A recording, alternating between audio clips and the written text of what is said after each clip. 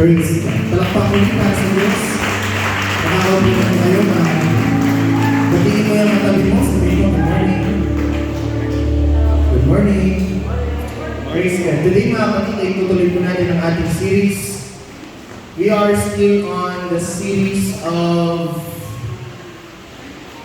Breaking Doubts. Everybody say breaking doubts. Everybody say breaking doubts. Last Sunday, we talk about is there really a God? Sino mga makapagbigay sa akin ng tatlong arguments sa ating pinag-aralan last Sunday? Argument of. Sino po?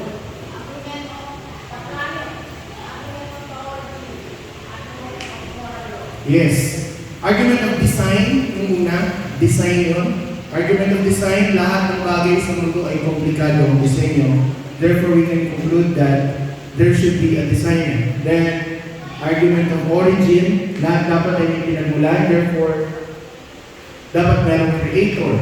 And argument of moral law, meron tayong konsensya, meron tayong limit. So, we are created in a very unique and special way. So today, mga kapatid, I pray, last Sunday we are already settled. There is really a God. Hello? Amen. Merong Diyos. Hello?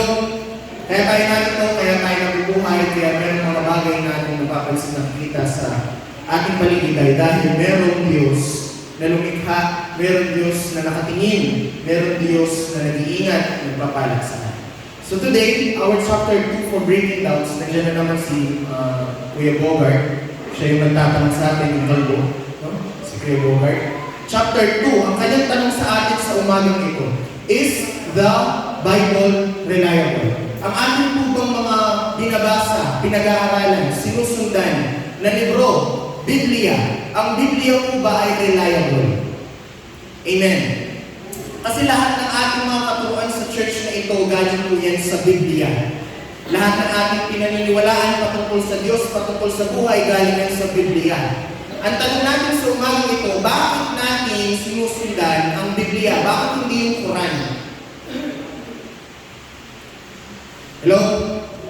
Kung merong Diyos, o di mamili na lang tayo kahit anong religion.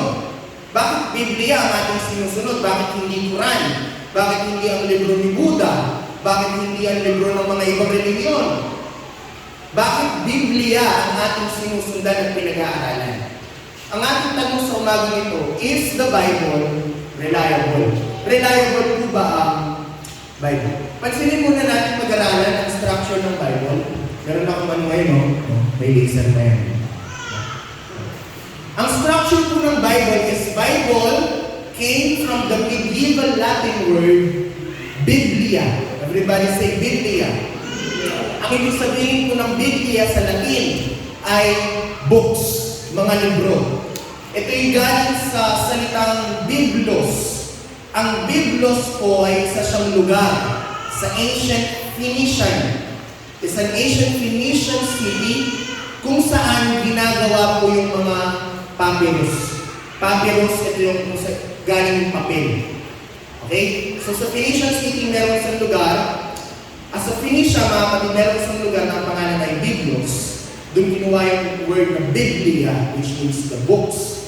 At yung Biblia naging Bible. Okay. Ang structure po ng Bible ay it consists of 66 books or letters. Amen? Ito po yung meron 66 na libro o mga kasulatan. It is divided into two parts. Two major parts of the Bible are Old and New Testament. Ang Old Testament ay meron 39 books. This is also called the Law or Tanakh, which is the scriptures of the Jews. Nung panahon ni Jesus Christ, wala pang New Testament. Ang kanilang scriptural Bible, ang Bible nila noon ay yung Old Testament o yung tinatawag nilang the Law o yung Tanakh. Kaya nga sabi nun sa Joshua, this book of law, amen, ay mananatili sa inyong mga labi. You should meditate it day and night. Amen? Yun yung Old Testament. Now, the New Testament has 27 books. It consists of the works of apostles. Dito nakasulat yung mga gawa ng mga apostles and those who worked with them. Diyan sila Pablo at ang iba. Now, the Bible is divided into 9 genre. Okay? Nahahati po ang Biblia sa siyam na genre. Ang una ay yung mula Genesis to Deuteronomy, yan po ay law, mga batas. From Joshua to Esther, yan po ay history. Job to Song of Solomon, yan po ay poetry. Isaiah to Daniel, yan po yung mga major prophets. Hosea to Malachi, Malachi, diba no? Malachi, ay minor prophets. And then we also have Matthew to John. Matthew, Mark, and John are the book of Gospels. We also have book of Acts, which is the history of the church. From Romans, book of Romans until Jude are epistles or mga letters, mga sulat. Amen? Hindi sila libro. Mga sulat po sila. From Romans to Jude. And then the last is yung Revelation, which is an apocalyptic book. Apocalypse means predicting or telling the future. Yan po ang mga genre ng Bible. Hindi po rin ang unang Bible, ang unang libro sa Bible ay Genesis, ibig sabihin yun ang pinakaunang nasulat. Hindi po. Ang pinakaunang nasulat sa Bible ay Book of, anong pinakalumang libro sa Bible? Anyone? For 50 pesos. Care of Pastor Eric. Ang daway pa. The book of, hello? The book of Job. Ang book po ni Job ang pinakamatagal, pinakamatandang libro sa Biblia. Hindi Genesis na. Okay? So that's the book of Job. Medyo konting trivia. Now, ang question natin sa umagang ito, is the Bible reliable? Reliable ba ang Bible? Una, pag-usapan natin, ano ba ang ibig sabihin ng reliable? Reliable is able to be believed on, able to be relied on, true or correct, consistently good in its quality, trustworthy, dependable, safe, secured, steady, true. Sa Tagalog, maaasahan, katiwa-tiwala. Tignan mo yung katabi mo, reliable ba yan? Tignan mo nga. Tignan mo, sige, katiwa-tiwala ba yan? Oo, reliable yan. Okay? So, tingnan natin yung mga tanong natin sa umaga nito. We have 5 questions to test the reliability of the Bible.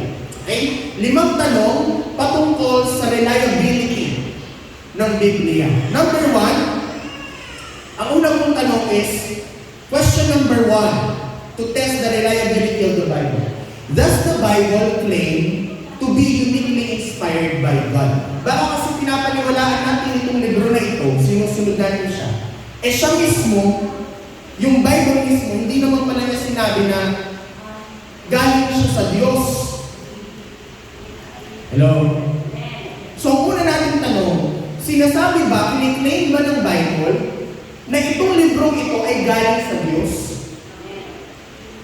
Tignan natin ha. Letter A, yung mga sagot natin sa tanong yun. Letter A, yes, the Bible claims that it is uniquely inspired by God. The Bible declares in 2 Timothy chapter 3 verse 16, sabi niya, all scripture is God-breathed. Hiningahan ng Diyos lahat ng nakasulat sa librong ito.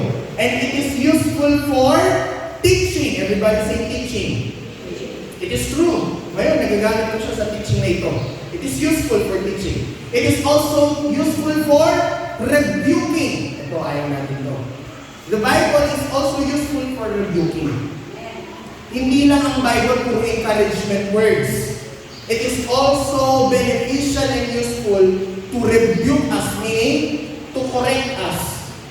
Correcting and training in righteousness. Sabi ng 2 Peter chapter 1, above all, you must understand that no prophecy of Scripture came about by the prophet's own interpretation of things.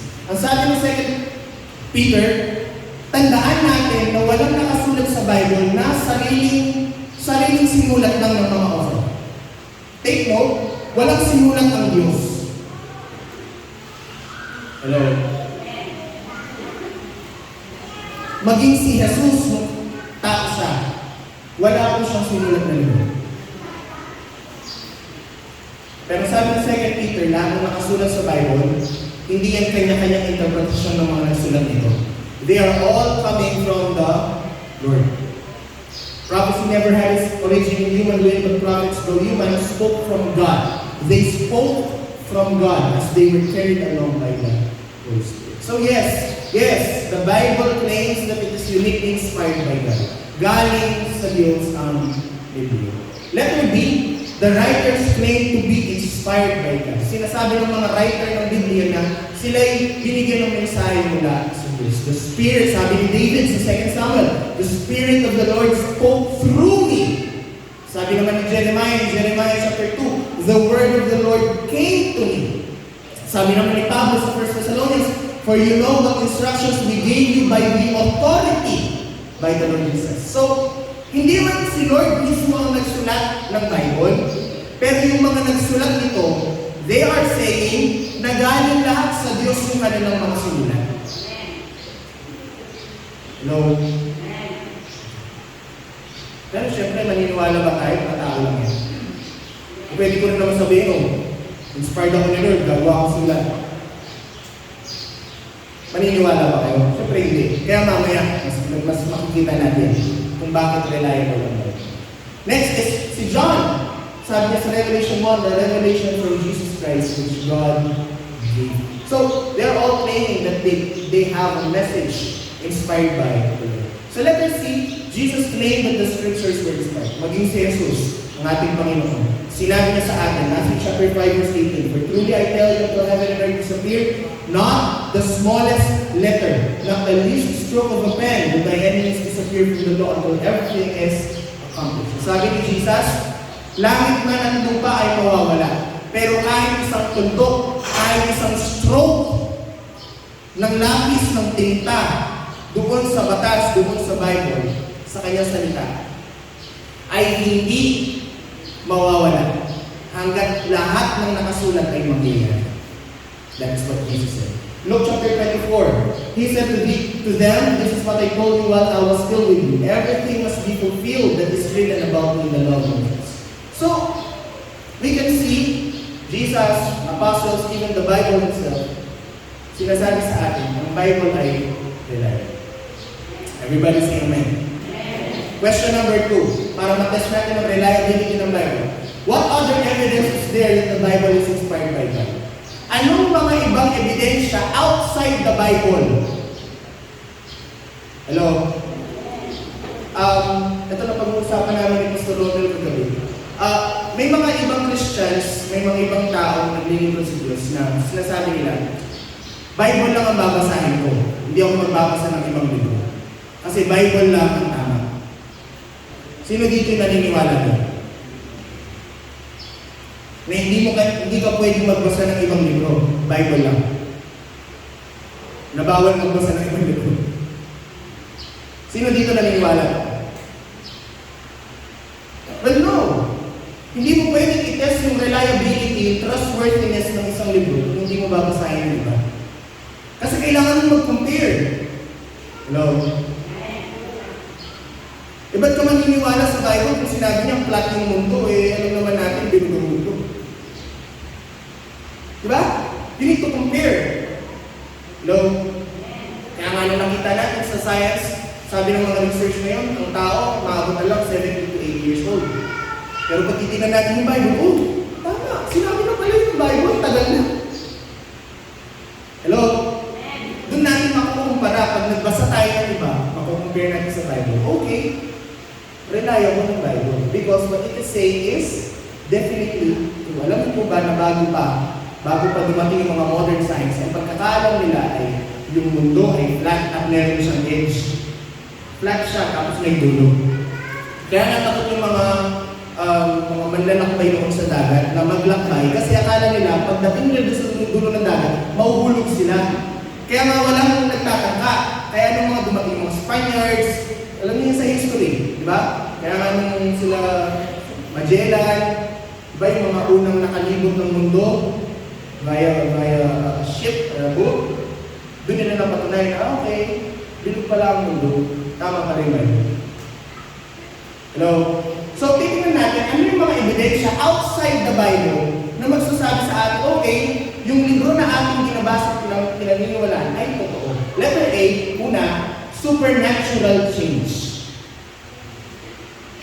The Bible calls supernatural change in people's lives when its message about sin and salvation is accepted. If we look at the life of Paul in Galatians chapter 1, kung titignan natin yung buhay ni Pablo, sino ba si Pablo?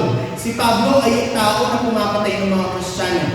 Siya si Saul of Tarsus, mga kapatid.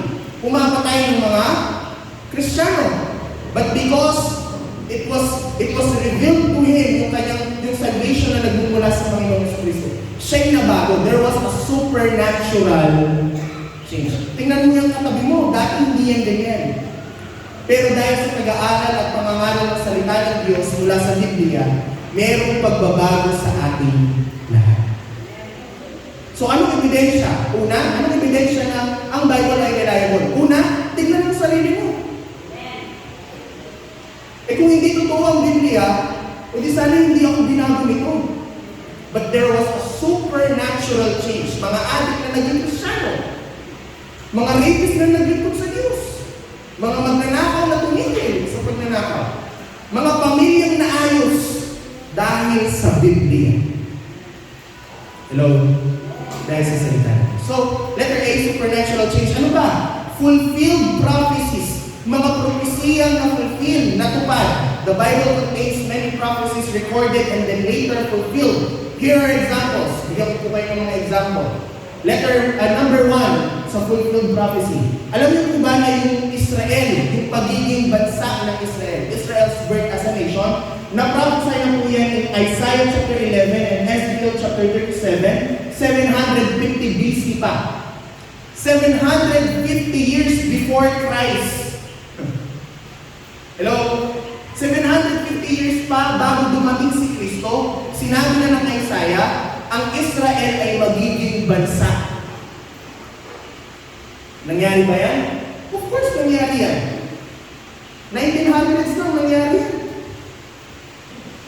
Halos panahon na rin natin, nangyari yan. Hello? Pero katagal ng panahon na isulat. Alam niyo po ba, trivia lang? Nung ginagawang bansa ang Israel, alam niyo po ba na ang Pilipinas, kaya nga mayroong statue yung Philippines, statue of recognition sa Israel. Alam niyo po ba na walang visa papunta Israel? Yung mga vacation lang, travel tours. Kasi, nung nagbubutuhan po yung United Nations, gagawin ba natin bansa ang Israel o hindi? Magiging independent pa sila o hindi? Tayo po yung butuhan. Pilipinas ang pinakahuling bumoto. At bumoto tayo ng yes. Kaya nga ang Pilipinas, it is spiritually connected to Israel. Kaya nga mapapansin nyo, no? Philippines is the only Christian-dominated country in Asia. Palibot tayo ng mga Muslim. Palibot tayo ng mga Buddhism. Amen? But Philippines, kahit majority is Catholic, still, it is the only nation in Asia that is preserved as dominated by Jesus Christ. Kasi ginamit din siya ng Diyos para itong prophecy sa Isaiah at sa Ezekiel ay matupad. It is the vote of the Philippines. I can remember kung sino ang presidente natin. You can search it. Prophecy number 2 na na-fulfill. The destruction of the city of Tyre. Tyre is a very great nation in Old Testament. Pero sinabi niya sa Ezekiel chapter 26, 600 years before Christ, sinabi na, masisira ang city of Tyre. Nangyari po ba yan? Nangyari po. Wasak ang Tyre. Fulfilled prophecy number 3, 4 great successive world kingdoms prophesied. Sa Daniel chapter 2 and Daniel chapter 7, 535 years bago pa dumating si Kristo, pinrophesy na, merong 4 na empires ang darating sa mundo. Nangyari ba yan? Yes po, nangyari yan. Dumating ang Babylon Empire, Persian Empire, Greek Empire, and last is yung Roman Empire. Nangyari po. Prophecy number 4, over 300 prophecies in the Old Testament describe the details of Christ's birth, life, death, and resurrection. Baka sa ng Old Testament, merong 300 na prophecies patungkol sa paparating na Messiah. At lahat po yun ay natupad kay Kristo. Hello? Kung hindi pa rin reliable ang Bible sa iyo, ewan ko na lang. Kung nanghula-hula lang yung mga Old Testament writers na meron ganito, meron ganyan, iba-ibang tao yun ha. Lahat ng 300 prophecy nangyari kay Kristo. Sabihin mo sa akin, coincidence? Hindi ako naniniwala. The Bible is the life. There are literally, yun yung 300 kay Kristo lang yun. But, apart from the prophecies around Christ, meron pong 2,500 na prophecies. Alam niyo po ba na yung 2,000 doon? Yung 2,000 doon sa prophecies na yun ay natupad na sa ating panahon. Yung prophecies na 500 na hindi pa natutupad, matutupad pa lang sa paparating na panahon. Hello? Pero huwag na natin hintayin na natupad na yung pang 2,499, din pa lang tayo maniniwala. Hello? Kasi yung 2,000 prophecies pa lang, ano yung probability nun? 1 out of 1 million chance. Ganun po yung probability na matupad yung 2,000 prophecies. Next, the Bible's distribution and indestructibility. Yung kanyang pagkaka-distribute at yung hindi masira na property ng Bible. Tingnan niyo po, the Bible is still far and away the world's best-seller book. Hindi Harry Potter, hindi Twilight. Hello? Hindi po yan ang mga libro na bestseller sa ating panahon. Ang pinaka-bestseller book po mula noon hanggang ngayon ay Biblia. Alam niyo po ba, noong 1932, 1 billion copies agad. 1960, 2 billion copies. Sa ating panahon, more than 4 billion copies na po ang Biblia. No other book is even close to this statistics. Wala pong ibang libro na lalapit doon sa kanyang statistics. The Bible has been translated well over 1,000 languages. The Bible is the only book na na-translate sa 1,000 na lengguwahe. Hindi pa po kasama dyan yung dialects. Language pa lang yan. Kumbaga sa Pilipinas, ang language is Filipino, Tagalog. Pero hindi pa nila binilang yung mga dialect kasi na-translate dito sa Bisaya, na-translate dito sa Kapampangan, sa Bicolano, sa Cebuano, sa Waray, sa Panggalato. Hindi ko lang alam kung na-translate sa G-words. Hindi naman, no? Meron na rin Pinoy version na parang, ano yun? Konyo version ng Bible ngayon. At si Lord ay nag-drink ng wine. Yung mga ganun ng version ngayon. Hello? Napakadami po. It represents 90% ng buong mundo, meron na silang access doon sa lengguwahe nila para mabasa. The Bible is true when it said, hindi tayo mabibigyan ng excuse na hindi namin marinig ang salita ng Diyos. Lahat ng tao makakarinig na merong Diyos na nagliligtas. Letter C, various enemies have tried. Marami na pong mga tao sumubok na sirain ng Biblia. King Jehoiakim, Judah, 7th century. The Diocletian, government of Korea. French humanist Voltaire. Lahat po yan, tinry nila na alisin ang Biblia in the face of the earth, but they all failed. Namatay na lang sila nang hindi nila nauubos ng Bible. Hello? Kasi ang sabi ng Mark 13, heaven and earth will pass away, but my words, ang sabi ng Panginoon, will never pass away. Wala kang pwedeng gawin para alisin ang salita ng Diyos sa lupang ito. The Word of God will remain. And even after this life, the Word of God will prevail. Hello? Letter D, ano po yung mga ebidensya natin outside the Bible? Archaeology supports the Bible. What's the meaning of archaeology, mga estudyante? Anong archaeology? It's the study of? Ano? Sino yung nagsabing artifacts? Anong panimaman sa inyo?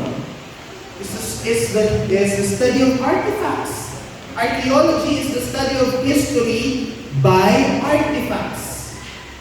Pinag-aaralan ng history dun sa mga nakulkulo na hukay mula sa lupa. That is archaeology. So, is the Bible supported by archaeology? Tingnan niyo po. This is the city of Ur. Sino nakakaalam kung anong city of Ur? Dito galing si... Ha? Meron ako narinig eh. Tama yun. Sino?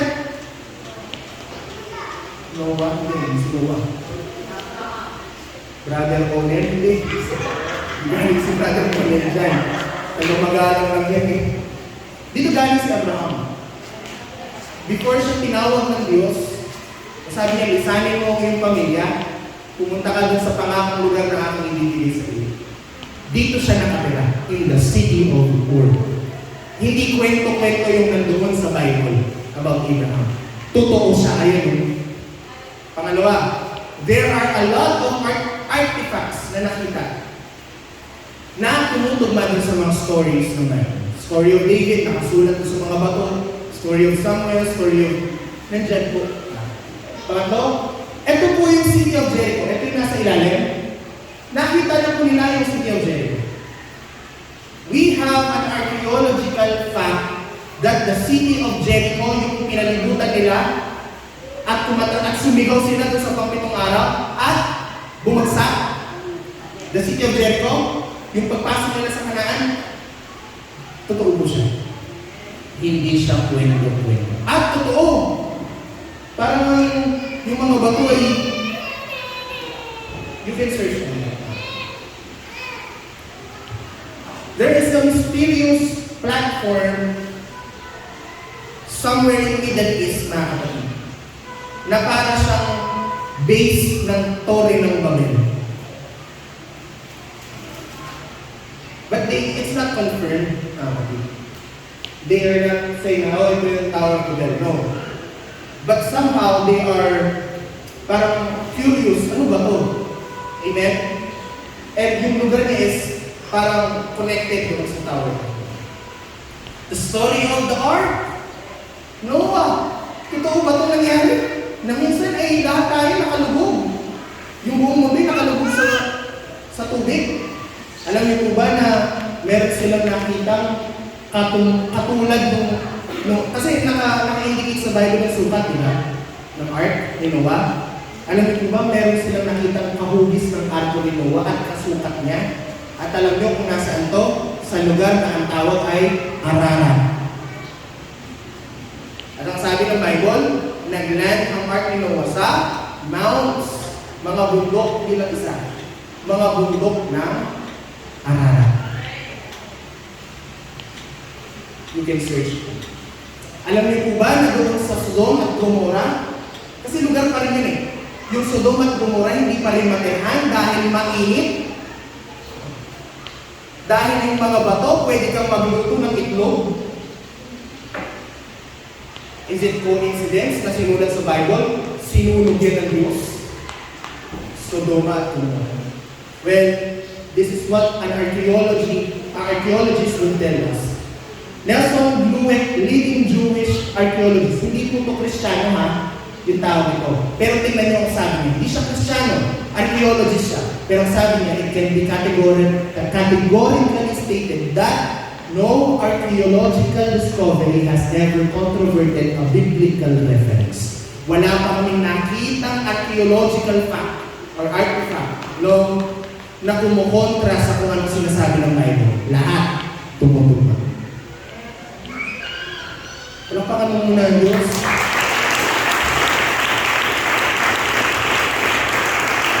We are being confident that what we believe on is true at hindi ito gawa-gawa. Totoo ang iyong pinipili ko ng Diyos. Pangatlo, malapit tayo. Pangatlong tanong. Ito yung tanong na may minsan mahirap sagutin. Has a translation the Bible over and over ruin the Israelite? Okay, Brother John, siguro yung pinakaunang Bible na nasulat noon, siguro totoo yun.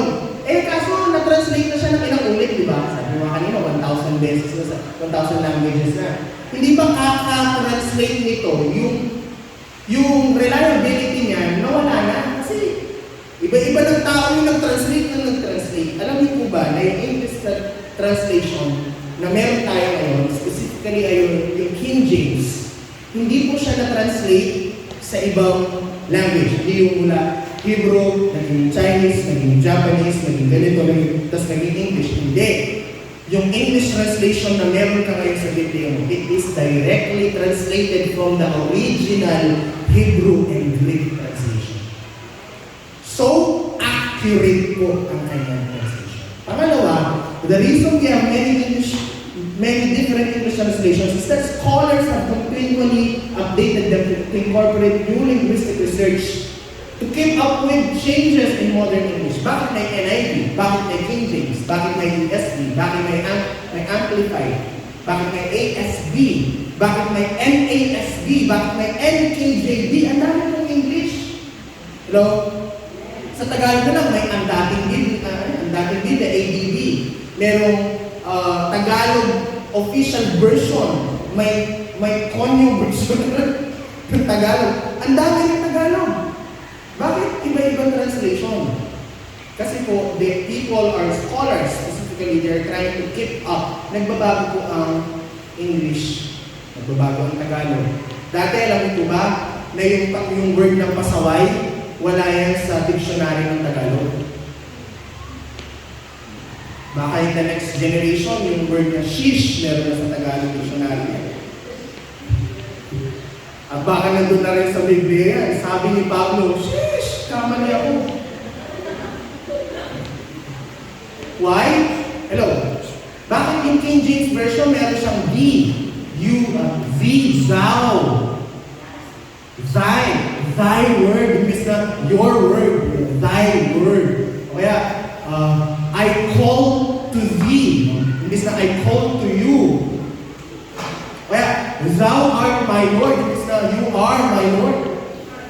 Bakit may mga ganun? Kasi yung English nila yung dati, ganun. Pero ngayon, nag-keep up na, kaya dumating yung NIV. Dumating yung NIV. And it's okay. Hello? Kasi para nakaka-keep up yung mga bagong generation. Everybody say amen kung nandiyan pa kayo.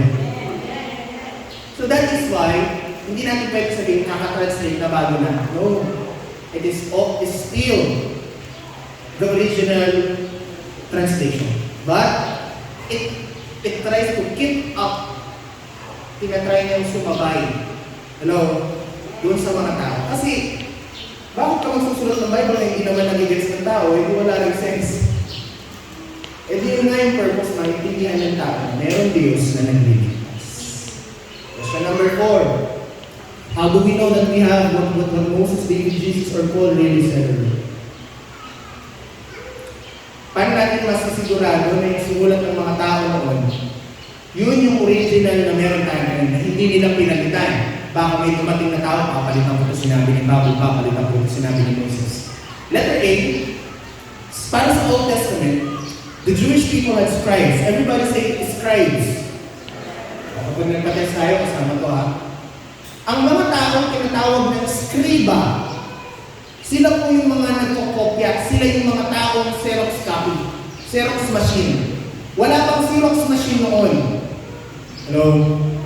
Wala pang photocopy. Ang mga nag-photocopy noon ay mga tinatawag na scribes. Scriba. Anong technique nila? Para sigurado na wala silang makakaligtaan sa kinokopya nila. Mano-mano yun ha? Libro. Mano-mano yung kokopyahin. Kaya siguro, kaya mapalad ka na meron kang Biblia ngayon, nabibili mo lang ng 500. Kasi yung dati ginagawa nila, gusto mo ng Bible, sige wait na nga, balik after 3 years, sulat ko lang.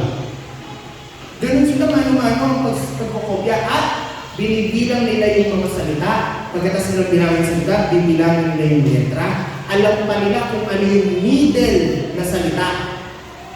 Para pupunta sa middle na salita, bibilangin nilang pabalik, bibilangin din nilang papunta doon. Dapat tama. Ganun sila ka meticuloso, conservative when it comes to copying. So we can be sure that the copies for the Old Testament are very accurate. They even need the middle letter. O hindi pala salita, yung middle na letra. Alam nila. The oldest complete copy of Hebrew OT, Old Testament, is 1,400 AD, the Dead Sea Scrolls are found in 1947 at nung pinagkumpara itong mga libro nito, they are virtually identical. Sa New Testament naman, there are more than 5,000 copies of the entire New Testament or extensive proportions of it. Ang New Testament po, mula Matthew hanggang Revelation, meron pong 5,000 na kopya. At alam niyo po ba, those copies, yung original copies ng New Testament ay sobrang accurate. Kung i-compare natin ito sa ibang mga writings, yung Homer's Iliad, meron akong libro niya, Homer's Iliad. Meron lang yung 700 copies. Yung mga writings ni Aristotle, sino may kilala kay Aristotle? Mga estudyante? Aristotle. Alam niyo po ba na yung copies ng mga writings niya, 500 lang, less than 500? Julius Caesar, less than 10 copies lang. Herodotus, yung ancient historian ng Jewish, ay 8 copies lang, pero pinaniniwalaan sila. How much more yung New Testament na ating binabasa? It has 5,000 copies. Last, doesn't the Bible contradict itself? Kino-contradict ba ng Bible yung kanyang sarili? The Bible was written over a period of 1,600 years. Everybody say 1,600 years. Ang Bible po hindi siya sinulat ng 1 year lang o isang buwan lang. Sinulat po yan 1,600 years. Yun po yung span ng pagkakasulat. Amen?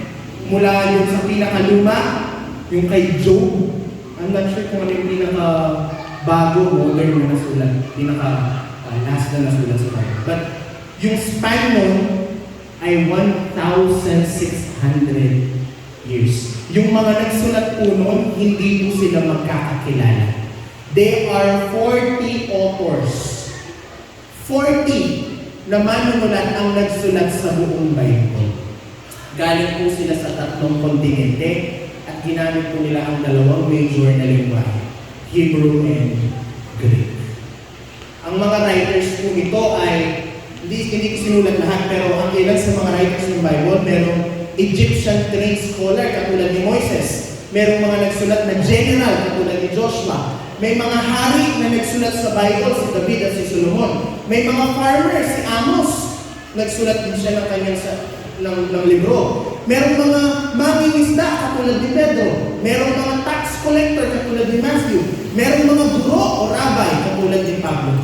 Pero kahit iba-iba sila ng pananaw, iba-iba sila ng character, iba-iba sila ng time zone, ng generation na pinagmulan, amazingly, they present a consistent viewpoint of life and set of facts. Kung anong sinabi ng isa, sinasabi din ng isa, kahit thousands of years yung kanilang pagitan. At kahit hindi sila magkakilala. Hello? The Bible is an amazing book. It is the most amazing book ever created by human beings. Ang ibang mga libro, nagko-collaborate yung mga writers, pero magkakakilala sila. Magmi-meeting sila kung anong nasusulat nila. Pero sa Bible, hindi sila magkakakilala, hindi sila magkakaedad, hindi sila magkaka-generation. At hindi sila pare-parehas ng kanilang mga profession. But what they say is always consistent and true. The Bible. So this is the conclusion ng ating lesson. Is the Bible reliable? The Bible is absolutely reliable. It is historically, archaeologically, and theoretically accurate. It has changed many lives through generations. It survived the test of time and seasons.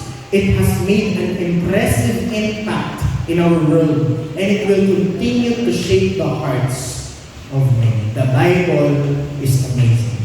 But, tingnan niyo po, itong ating conclusion.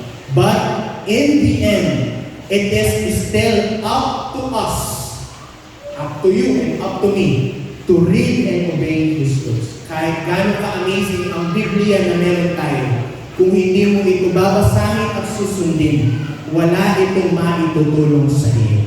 The Bible can only change your life if you read and obey its words. The Bible is the manual of life. Basic Bible. Basic instructions before leaving earth. Alam niyo po ba yan? Yung acronym ng Bible? Binigay lang yan, hindi yung totoo. Okay? Basic instructions before leaving earth. Bago mong iwan ang mundo, nandito yung mga instructions. Read it, experience God to the fullest. He and His words are one. Ang sabi ng Joshua 1:8, keep this book of the law always on your lips, meditate on it day and night, so that you may be careful to do everything written in it. Then you will be prosperous and successful. Basahin mo ang Biblia, sabi ng Bible, at ikaw ay magiging matagumpay sa mundo. Jesus said in John 14:15, if you love me, if you love God, keep His commandments. Dito po nagtatapos ang ating Sunday School session for today. If you have questions, kung kayo magtanong ngayon, pwede ko akong tanongin mamaya. Palakpak po tayo malakas para sa Diyos. We thank God for the Bible. We thank